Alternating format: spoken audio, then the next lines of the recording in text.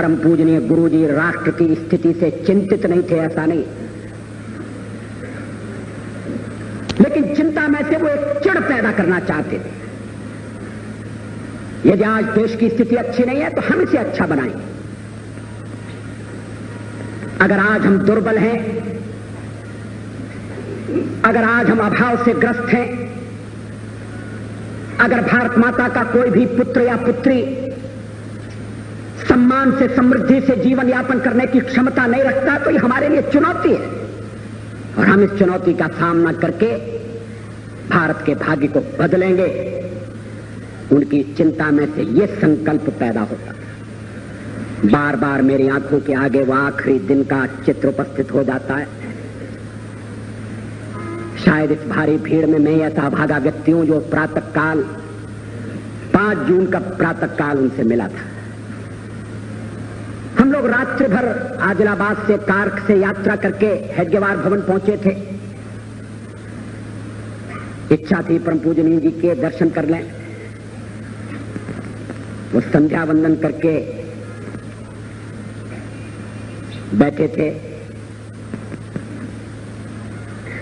संध्या का क्रम कभी नहीं रुका। संघ की प्रार्थना प्रतिदिन करने का नियम कभी नहीं टूटा। और संध्या के बाद मिलने वाले लोग, हम लोग पहुंचे तो वही भुवन मोहिनी मुस्कान, हृदय का हरण करने वाली, तापों का निवारण करने वाली। व्यक्ति कितना भी दुखी हो, थका हो, चिंतित हो, एक बार परम पूजनीय गुरु जी के सानिध्य में पहुंच गया और उनकी दृष्टि पड़ी तो लगा सारी थकान मिट गई। उस दिन भी तबीयत बहुत खराब थी।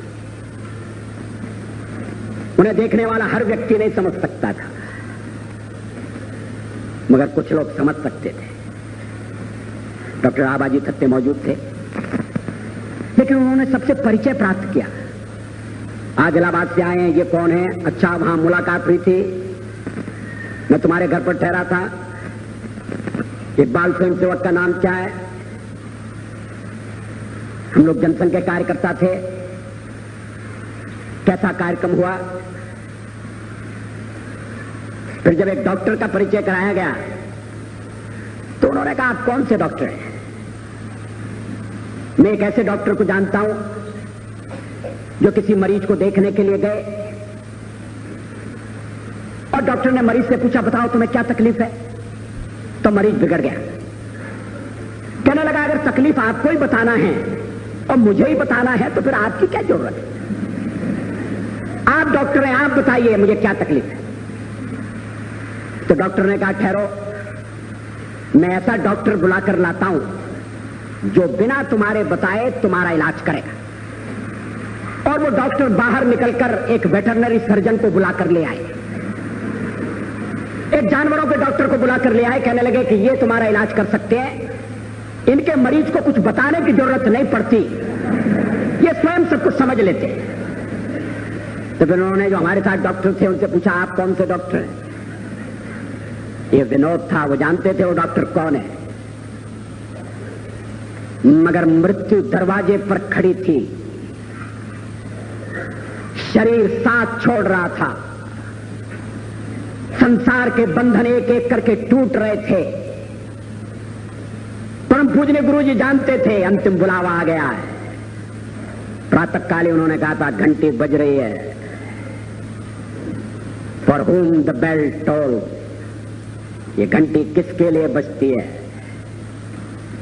लेकिन स्वयं सेवक आ गए तो मरण को भी मानो एक तरफ रख दिया, पीड़ा को पी गए, शरीर की व्यथा को भूल गए और स्वयं सेवकों के साथ हंसी, विनोद, परिचय। चाय लाओ। चाय भी उनके लिए एक लोक संग्रह का साधन थी। उन्हें यह भी स्मरण था कौन चाय पीता कौन नहीं पीता। मेरे पेट में तकलीफ थी, मैंने चाय पीना बंद कर दिया था। ऑपरेशन के बाद मैं पीने लगा। मगर उन्हें स्मरण था कि ये चाय नहीं पीता है। कहने लगे नहीं अटल चाय नहीं पीता, दूध लाओ। मैंने कहा पीना शुरू कर दिया। तो कहने लगे चलो अच्छा, उतनी तकलीफ कम हो गई।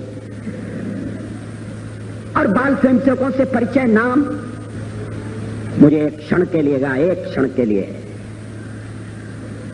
कि मानो शूलों की शैया पर भीष्म पितामह विराजमान है।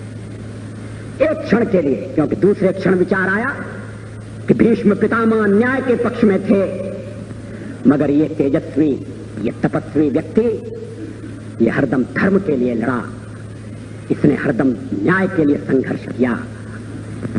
ये कभी कौरवों के पक्ष में नहीं था।